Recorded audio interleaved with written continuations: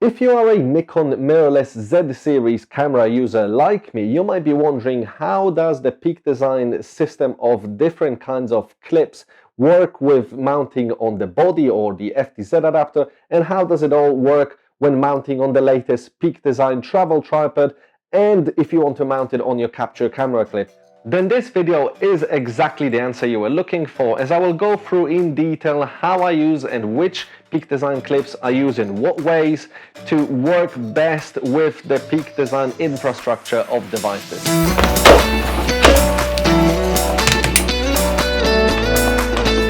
First up, let's talk about the differences between the two Peak Design plates. These are the V3 latest plates. This is what's called the standard plate. It's the small and thin, very minimalistic, only Arca compatible plate, while this is called a dual plate and it's RC2 compatible. It's what I would say a more pro plate. It's slightly thicker, supports probably better any telephoto lenses, and I will tell you why this is a better plate for the Z system. You can obviously use the small minimalistic plate with the Z system, and as the plate goes from the middle to the top, I always try to push the plate down and screw as high in this space as I can, because then you can easily still change lenses. And with the plate attached this way, you can even mount the FTZ lenses that have this leg element below them. They go in perfectly fine. But here is where the problem lays. You cannot put it on the tripod with the minimalistic plate with an FTZ adapter. However you do it, the FTZ adapter will be sitting on the two screws that are on the head and will prevent the locking mechanism to lock. Neither way, if you try to go it forward or sideways, it will not work.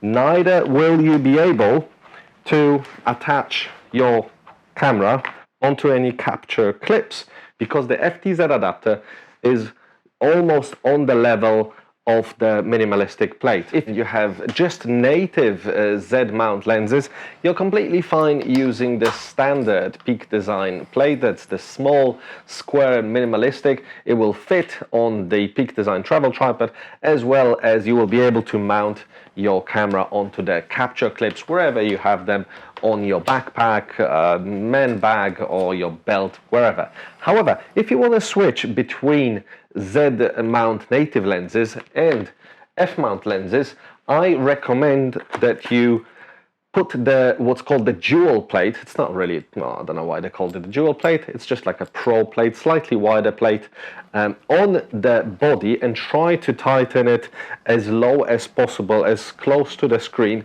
This way the FTZ leg will not obstruct when you try to remove a lens and change between an FTZ adapted lens and a native Z lens. And you will be able to still mount the camera on the tripod or all your capture clip devices.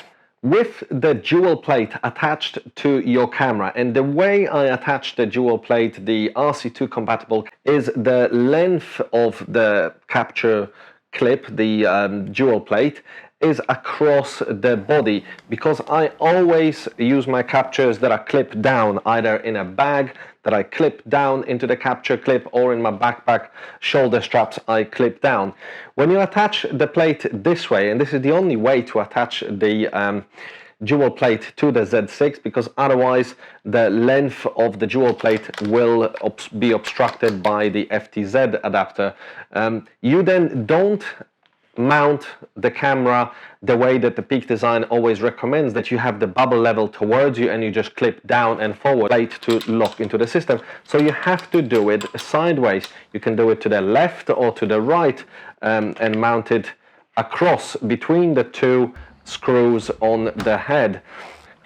It works in standard horizontal way, just fine, but there is an issue if you suddenly want to go into a portrait scenario. Unfortunately, with the plate mounted this way, you cannot get your horizon straight, because the three sort of things that hold the ball head on the ball itself will prevent you from doing that, and it's completely regardless if you mount the dual plate one way or the other, it will be the same issue. So it's either too high or too low below the horizon, and then you hit one of these three legs. So what's the solution, you ask? Well, it is a bit of a nuisance, because if you want to shoot with FTZ lenses, unfortunately you have to remove the dual plate from the bottom of your camera and mount the dual plate in a straight line rather than sideways position to the FTZ adapter.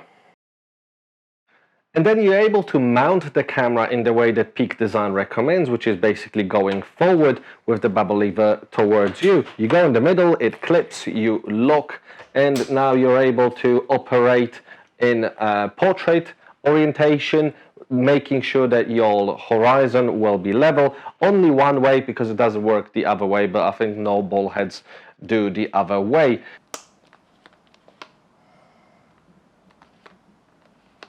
However, if you're just using the native Z series lenses and you got the small standard plate attached to the base of your body, this is not a problem at all, because you then use the tripod in the way it is suggested with the bubble level towards you. You just mount the camera really the standard way going forwards, and you can shoot perfectly in landscape as well as in portrait orientation, making sure you get your horizon level as well. Thank you for watching this dedicated video to Nikon Z mount mirrorless users and how this system fits into the Peak Design system with regards to the newest tripod or the capture clips, or mounting it on the man bags or any other backpack. Hope you found this video useful, and if you want to watch my full review of the Peak Design travel tripod, you can probably see it one of the recommended videos after watching this video. My name is Michael, I'm a time-lapse, cityscape and architecture photographer, and I hope to see you in my next video.